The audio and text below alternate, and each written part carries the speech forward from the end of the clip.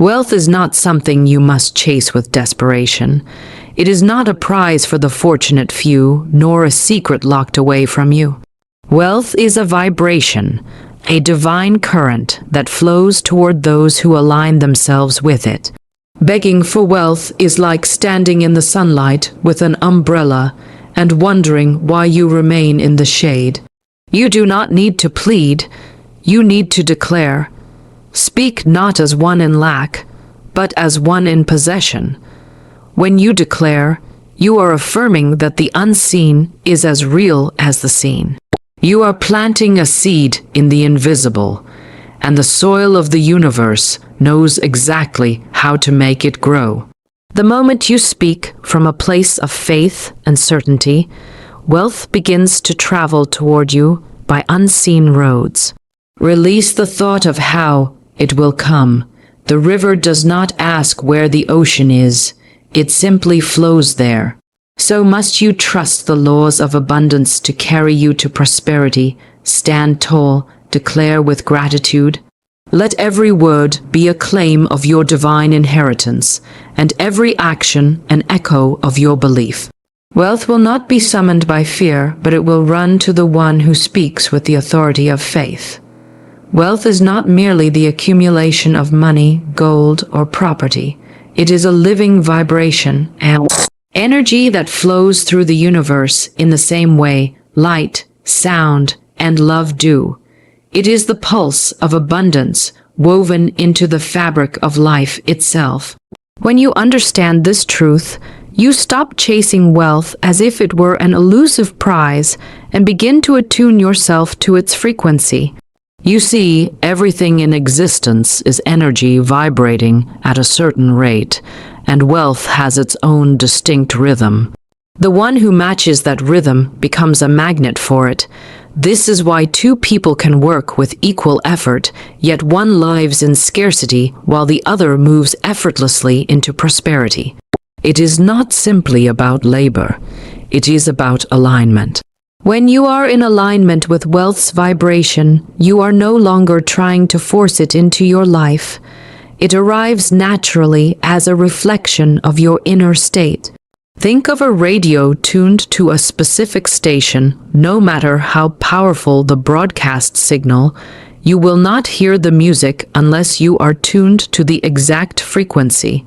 The station is always there, but only those who match it can hear its song.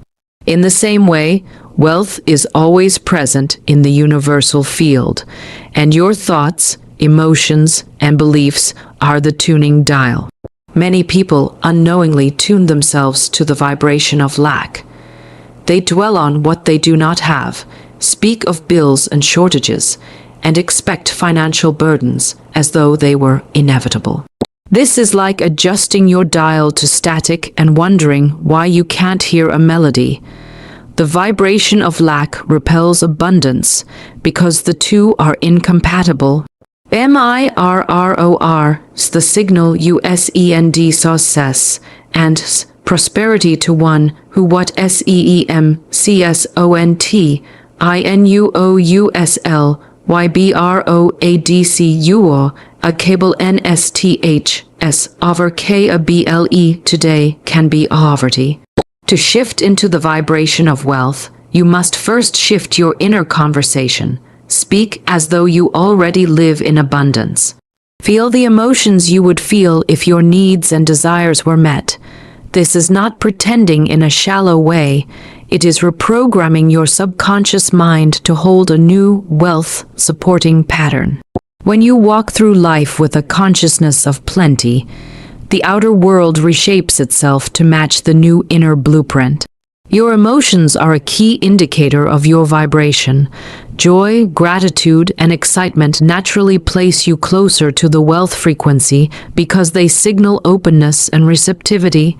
Fear, doubt, and resentment lower your vibration, making it harder for prosperity to flow in. You may notice that on days when you feel expansive and confident, opportunities seem to appear effortlessly. This is no coincidence. Your vibrational field is in harmony with the energy of wealth, and so it draws to itself matching experiences. Wealth is generous by nature. It wants to circulate, to move, to multiply. When you hoard from a place of fear, you choke the flow.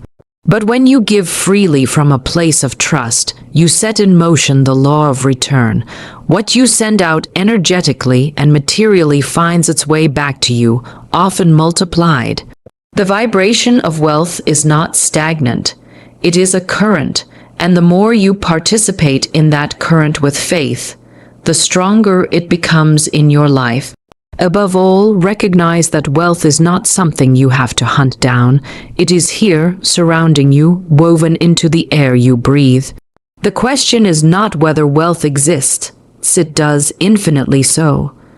The question is whether you are willing to align your mind, heart, and actions with the frequency it hums at.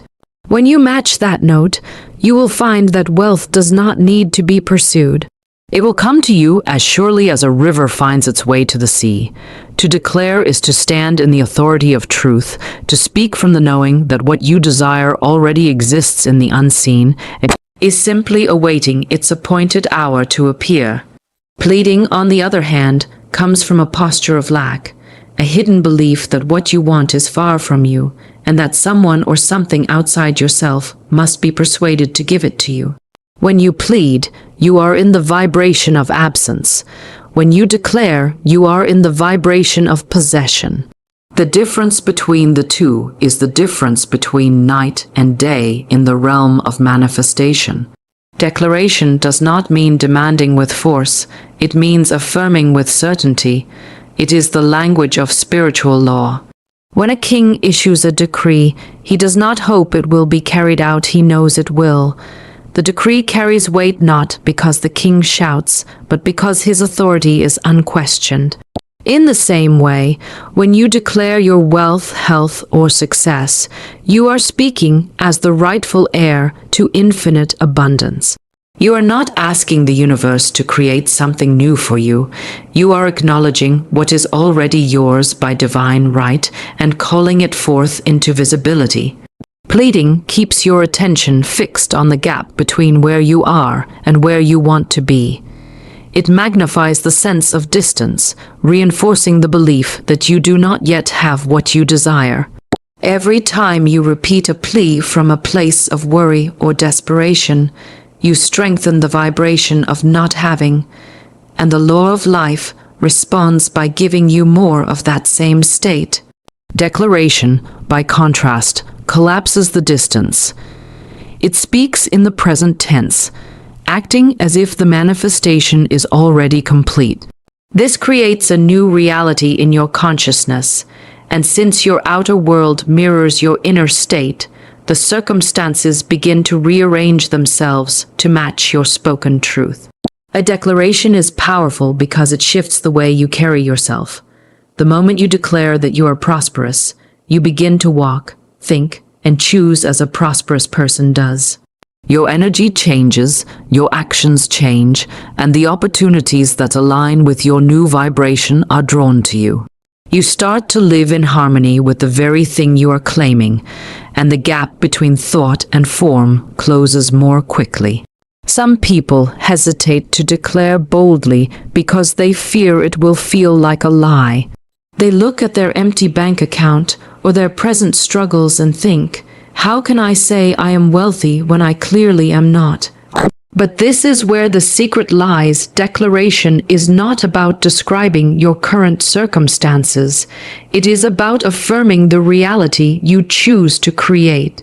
The words you speak with faith and persistence sow seeds in the invisible field, and the harvest will appear in due time. If you only speak according to what you see, you will never rise above what currently is. Declaration also invites gratitude into the process. When you declare, I am abundantly provided for in all ways, and you speak it with a thankful heart, you open a door for the flow of wealth to reach you without obstruction. Gratitude seals the declaration, making it more than words. It becomes a living vibration that calls matching experiences into your life. Where pleading is heavy with need, declaration is light with assurance. The universe responds to the tone of your words as much as to the words themselves. Pleading carries the sound of uncertainty. Declaration carries the sound of inevitability. When you declare, you are not trying to convince the world. You are simply aligning yourself with the truth that already exists. And once that alignment is complete, the outer evidence cannot help but follow.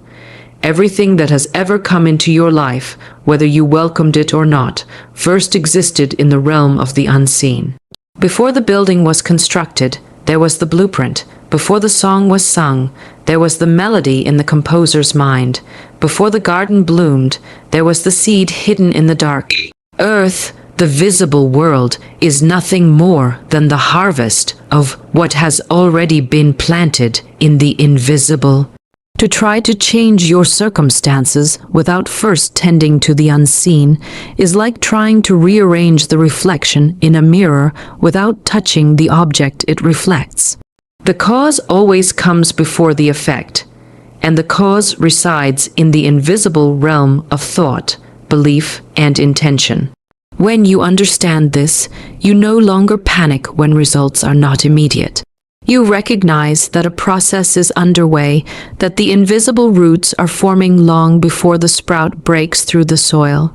Faith becomes easier because you see the connection between what you are holding in your mind and what will inevitably appear in your life. You also become more selective about the seeds you plant, for you realize that every thought, every mental image, and every spoken word is a seed.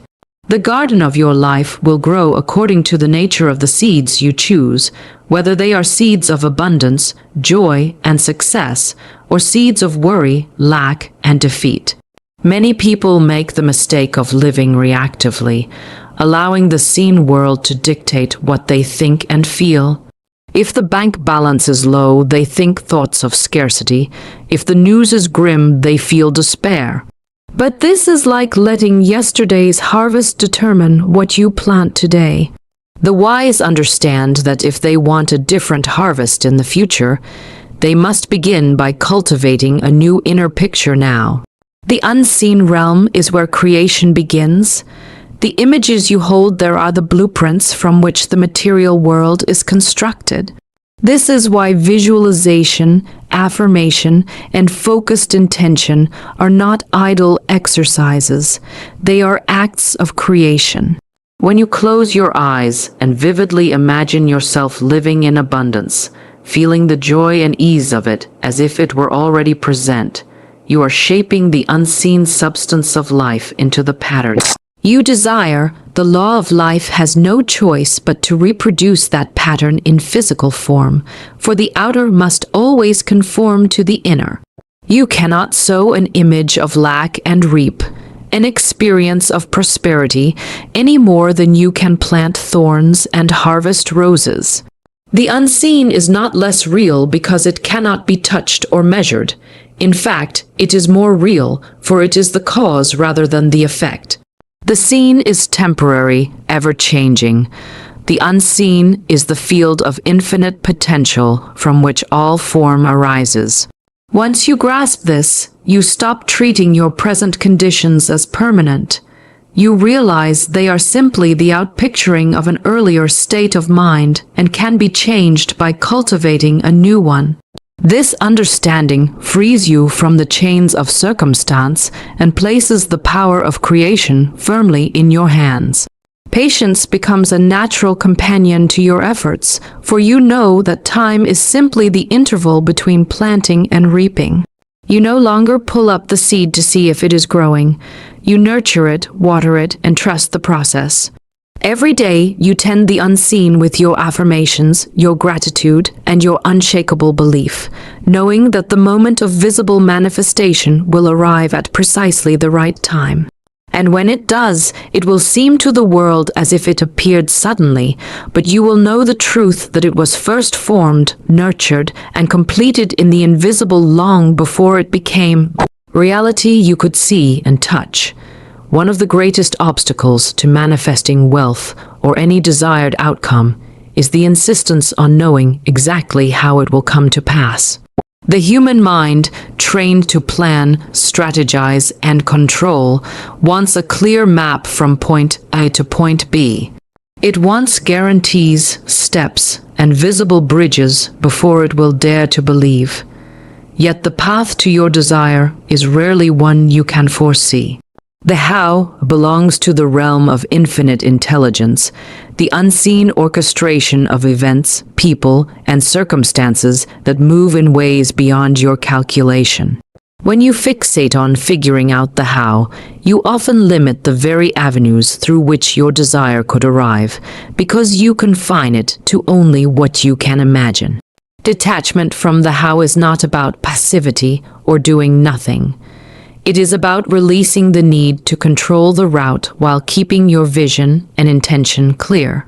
You hold fast to the end result, the feeling of its fulfillment, while letting the universe arrange the delivery in its own perfect way. Imagine ordering a package from a store. You do not follow the delivery truck, monitor each turn, or demand to know which roads the driver will take. You trust the process because you have placed the order and received confirmation. In the same way, once you have declared your desire, your part is to hold the feeling of receipt and let the unseen logistics unfold without interference. When you cling to the how, you often breed doubt. You look at your present resources, your current network, and your immediate circumstances, and conclude that the result seems impossible. This creates resistance, which slows or even blocks the flow of manifestation. But when you release the how, you open the door for unexpected channels to appear. The universe has countless routes to bring you what you desire, routes you could never predict or design yourself. What seems improbable to you is often effortless for the intelligence that governs all creation. Detachment also protects you from the discouragement that comes when one particular plan fails.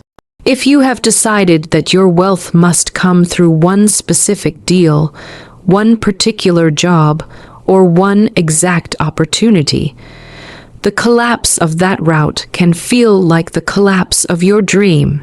But when you trust that the how is not your responsibility, you understand that the closing of one door simply means another, perhaps better, one is opening. You stop mourning lost opportunities and start expecting better ones. This mindset allows you to act boldly without anxiety. You can follow inspired ideas, take practical steps, and explore opportunities without the weight of thinking each one must be the way. Every action becomes a possible stepping stone, not the sole bridge. You stay open, fluid, and receptive to the guidance that shows up in the moment. Sometimes the path is revealed only one step at a time, and only when you have taken the current step in faith will the next one appear. Detachment from the how also draws in serendipity. When you are not locked into a rigid plan, you notice chance meetings, small nudges, and unexpected invitations.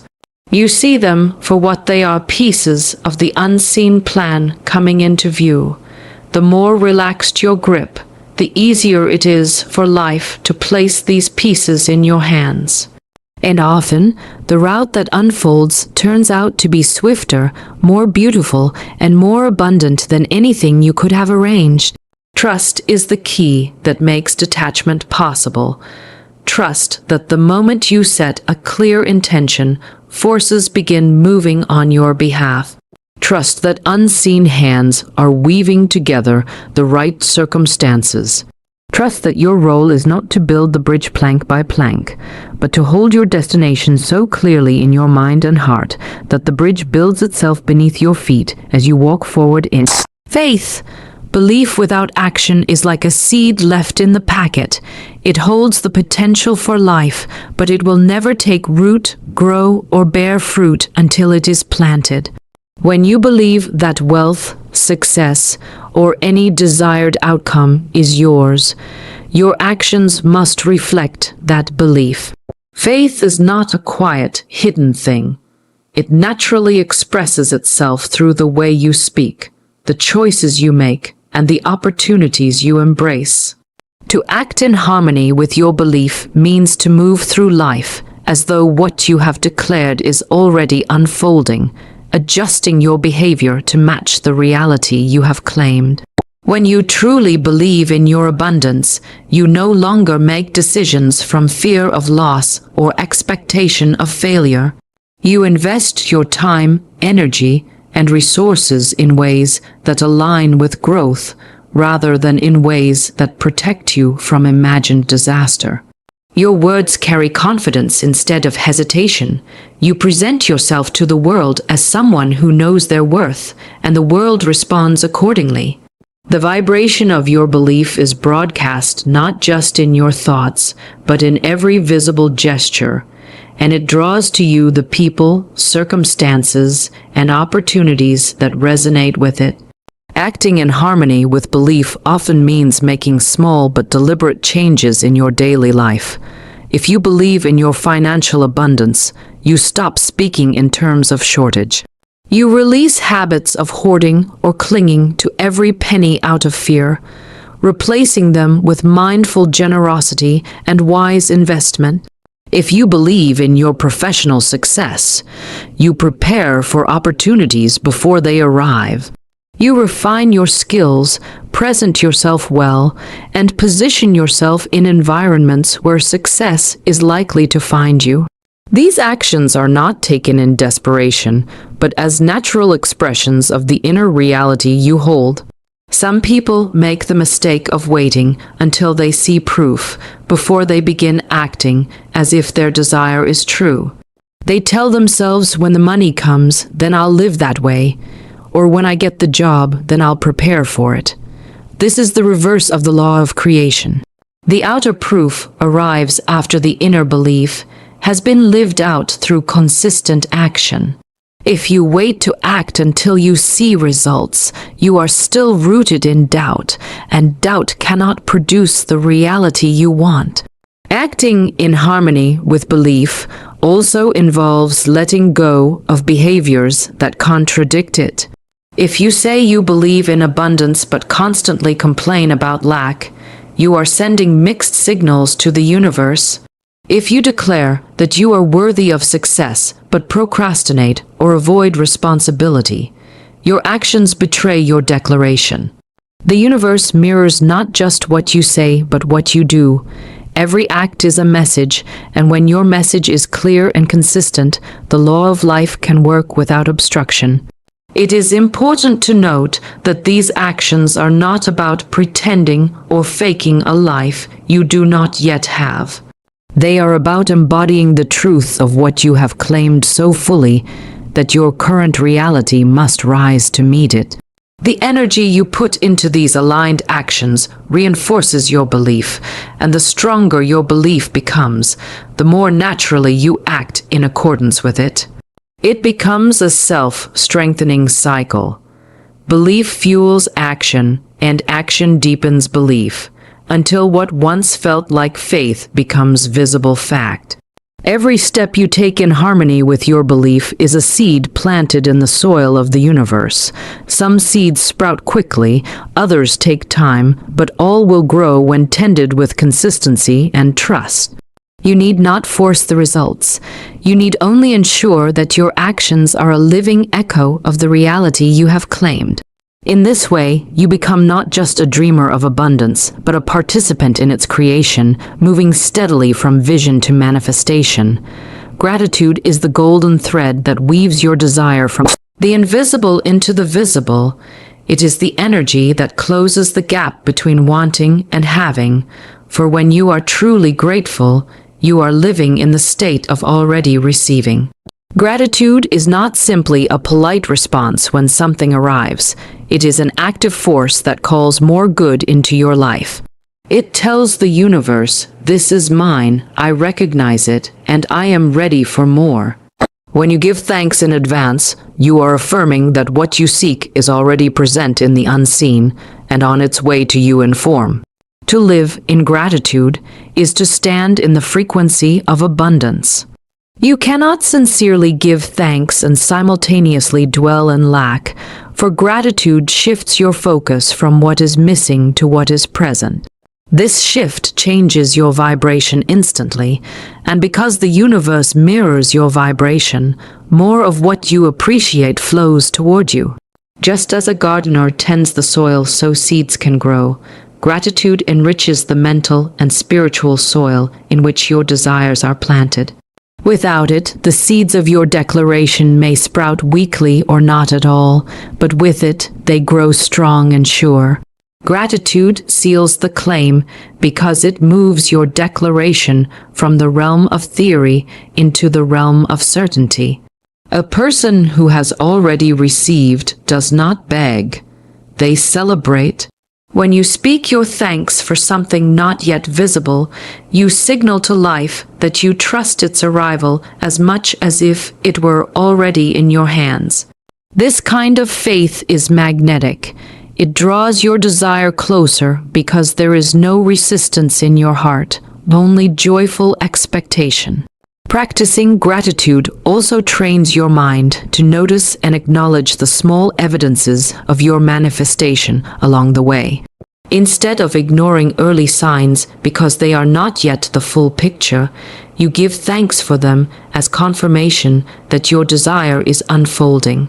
A compliment, an unexpected opportunity, a small financial gain, each is a stepping stone on the path to your larger vision. When you appreciate these signs, you amplify their energy, making it easier for the next and greater steps to arrive. It is important to understand that gratitude is not mechanical. Repeating thank you without feeling is like planting seeds in dry, barren soil. The words must be infused with genuine emotion. This does not mean you must force a feeling you do not have, but rather that you dwell on the reality of your desire until the emotion naturally arises. Visualize the moment of receiving, feel the relief, the joy, the excitement, and let those feelings overflow into your words of thanks. When the emotion is real, the gratitude becomes a living vibration that sends a clear signal to the universe. Gratitude also transforms the way you handle challenges. Instead of seeing delays or detours as proof that your desire is denied, you begin to see them as hidden gifts, shaping you and preparing the way for something even better. You thank life for the lessons, for the strength gained, and for the unseen work being done on your behalf. This keeps your vibration high, preventing frustration or doubt from slowing your manifestation. When gratitude becomes a daily practice, it creates an unbroken connection between you and the flow of abundance. You wake up thankful, move through the day with appreciation, and end the night in acknowledgement of your blessings. This continual state of recognition ensures that your declarations are not just fleeting moments of desire, but living realities you carry within you. And as you carry them, they must eventually take shape in the world around you, for gratitude is the final seal that tells the universe, "It is done, and I receive it now." So I say to you, stop. Standing at the door of abundance with empty hands and pleading eyes, step forward as the rightful heir to all good things. Speak your claim with unwavering faith, see it as already done, act as if it is already yours, and let gratitude crown it. The wealth you seek is not lost. It has always been circling you, waiting for the moment you stand tall enough to receive it. Declare it now, live in the certainty of it, and watch as it finds you by roads you could never have planned but were always destined to walk.